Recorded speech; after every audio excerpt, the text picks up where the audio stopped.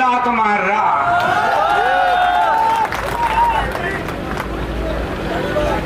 कितनी मजाक की बात है। मेरे पत्रकार पूछे, साहब आप तो भारतीय जनता पार्टी का कोर वोटर है राजपूत, तो फिर आप क्यों नाराज हैं? मैंने कहा सन 52 में जब पहली बार चुनाव हुए देश में, जब भी भारतीय जनता पार्टी थी क्या मेरे भाई? जब तो कोई और ही पार्टी होगी।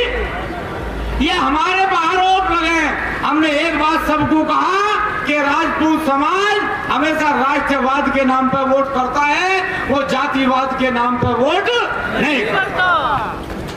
और दुर्भाग्य की बात क्या है, आपने पिछले 10 साल में सब, जब सन 2014 में चुनाव आए, चलो जब तो मेरी ये बात समझ में आई कि भाई देश में हिंदू मुस्लिम हुई और हिंदू मुस्लिम पे चुनाव हुआ और भारतीय जनता पार्टी की सरकार आ गई। उस टाइम के पोस्टर, अब तो गूगल चलाओ है सब लोग, उस टाइम के पोस्टर निकालो आप। पोस्टरों पे मोदी जी का और राजनाथ सिंह का एक जगह फोटो था सन 2014। सन 2019 जब तक आया, राजनाथ जी चले गए चौथे नंबर में। अब राजनाथ जी का फोटो नहीं था, फिर किसका फोटो आया? अमित शाह जी का। अब सन 2024 का चुनाव आया तो कमाल की बात देखो, ना मोदी का, ना उसका अमित शाह का, ना योगी जी का, ना नितिन गडकरी का, केला खड़ा पर था। और केला खड़ा नु कह रहा 4 के ऊपर, नु पता नहीं कहाँ जाएगा, इन्हें रहा बैठ रहा है भारत में दे लेगा, अमेरिका से मिला होगा कुछ, पाकिस्तान से मिला होगा कुछ, रहा नहीं बैठ रहा, ना तो मेरा बैठ रहा, ना चैनल वालों का बैठ रहा।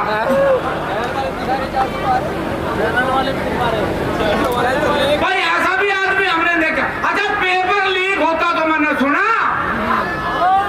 मतलब पेपर लीक तो इस सरकार में हो जा, पर इस सरकार में वोटर भी लीक हो जाए, मोदी जी तक पहले ही बता रहा चुनाव हुए नहीं, पहले ही बता रहा उनको 4 बार तो आपका पेपर लीक हो लिया। साटा 84 वालों, इसे लघु मेवाड़ कहें कि नहीं कहते, और आपकी जिम्मेदारी सबसे ज्यादा है। आप भाषण सुनने के लिए नहीं आए, आपकी जिम्मेदारी सबसे ज्यादा है। क्यों है आपकी जिम्मेदारी सबसे ज्यादा? कि चाहे पंचायत सहारनपुर में हो, चाहे पंचायत मेरठ में हो, लेकिन व्यक्ति बोलने वाला इतना जरूर कहेगा कि साटा 84 की धरती से चल के आए आदरणीय ललित राणा जी, भूपेंद्र भाई, अन्य लोगों के नाम ले रहे हैं। आपकी जिम्मेदारी इसलिए ज्यादा है क्योंकि आप बड़े गढ़ में रह रहे, तो हम ज्यादा तो देखिए कुछ कहने के नहीं। क्योंकि मैंने एक जगह सुना था, एक दिन मोदी जी वो दे रहे थे कुछ बच्चों को इनाम दे रहे थे, तो एक वो बिहार की लड़की है मैताली ठाकुर, तो जब मोदी जी ने उसे इनाम दिया तो उसे कहा मोदी जी ने कि मैताली कुछ सुनाओ, क्योंकि मेरी सुन के तो देश ऊब गया। मैं नहीं कह रहा, मोदी जी ने कहा कुछ। तो जब मोदी जी ने ये बात कही तो सब समझ लो कि मोदी जी इस बात को स्वीकार कर गए कि अब देश मेरी बात को बिल्कुल भी नहीं सुनता। तो मेरा निवेदन आपसे है कि आपके बीच में देखो, आज ये मीटिंग है, कल को योगी जी भी आएंगे, कल को है ना उनका प्रोग्राम, और जहां जहां मैं जा रहा वहीं योगी जी जा रहे। लेकिन योगी जी की एक बात अच्छी है, बढ़िया, उन्होंने कल कैराना में कहा योगी जी ने कि भाई देखो, क्षत्रिय के मुंह से यदि एक बार कोई बात निकल जा तो फिर वो उसका पूरा पढ़े।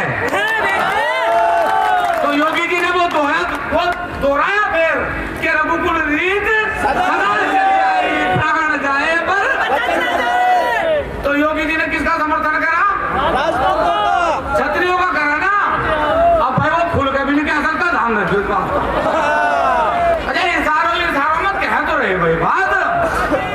तो मेरा निवेदन आप लोगों से इतना है मेरे भाई, एक बुढ़िया को चोरों ने लूट ली, थे, आगे 2 सिपाही खड़े थे। उन्होंने कहा ताई क्यों भाग रही? बोला भाई लूट ली। बोला जब लूट ली कम से कम तो आराम से चली था। तो लूट तो तुम लिए, अब तो तुम आराम से पोलिंग करो, इतना पोलिंग करो कि आपके महापुरुषों का अपमान करने वाली ये पार्टी, आपकी माताओं और बहनों को गाली देने वाली ये पार्टी इस बार सत्ता में कहीं दिखाई न दे।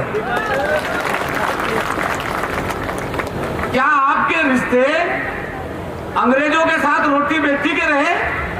क्या आपने मुगलों को अपनी लड़कियां लेकर रियासत ली? और भारतीय जनता पार्टी के सांसद ये कहें, और आज भी भारतीय जनता पार्टी में कुछ राजपूत लोग वहां बैठकर चाटुकारिता करें, उनके तलवे जाते हैं।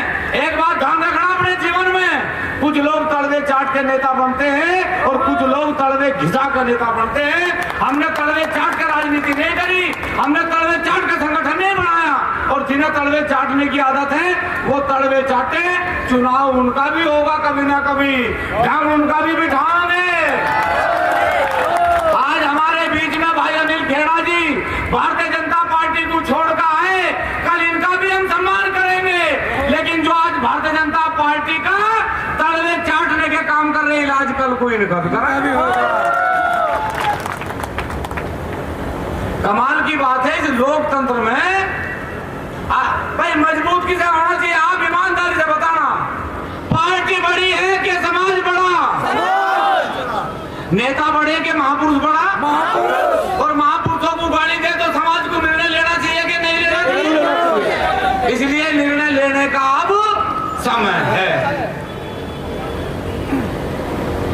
26 तारीख से पहले फिर और भी आ सकूं? अब क्या खाली ना दिखे कहीं? स्वागत है। यो टेंट मन नहीं लग रहा था बड़ा, ये मना कर रहे थे मुझे।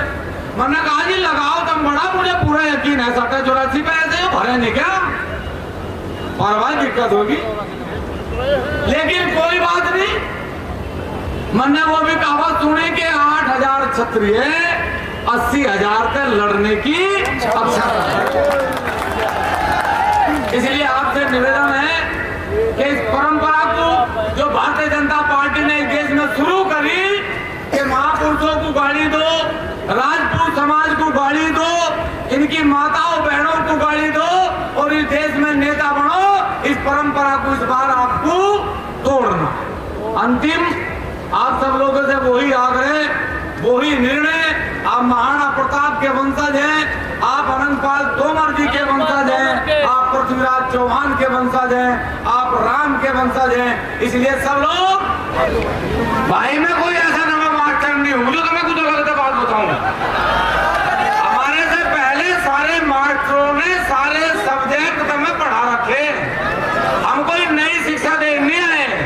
बस मेरा एक निवेदन आप लोगों से जरूर रहेगा, 84 वालों, इस फील्ड की चर्चा होगी राजनीति में। आज हमारी बात को गहराई से समझना, आज इस पंडाल की और इस फील्ड की चर्चा राजनीति में होगी। आप पे ग्रहण लगाया जाएगा। शाम को राजनीतिक लोग बैठ के 2 पैक जरूर फालतू मारेंगे कि आज ये पंडाल 84 का खाली रहा। इसका बदला कब लोगे? कब लोगे इसका बदला? कब लोगे इसका बदला? 26 तारीख में ये पंडाल तो आज खाली रह गया, लेकिन इस बार आपके गांव के स्कूल में जो ईवीएम मशीन लगेगी, उस ईवीएम मशीन में इस बार भारतीय जनता पार्टी के कमल के बटन का निशान न दबे, तो जब लगेगा कि उसी समय वो शाम को 2 पैक और फालतू लेंगे, क्योंकि उनकी व्यवस्था भंग हो जाए। साथियों, हमारी बात को गहराई से समझने का प्रयास करना। आप ईमानदारी से बताओ, पृथ्वीराज चौहान गुर्जर है क्या? मिहिर भोज जी गुर्जर है क्या? अनंतपाल तोमर जी गुर्जर है क्या? जब ये राजपूत हैं, तो भारतीय जनता पार्टी के सांसदों ने इस देश में जितनी मूर्तियां लगाई, उन सारी मूर्तियों में जाति सूचक शब्द लिखे। आप क्या एक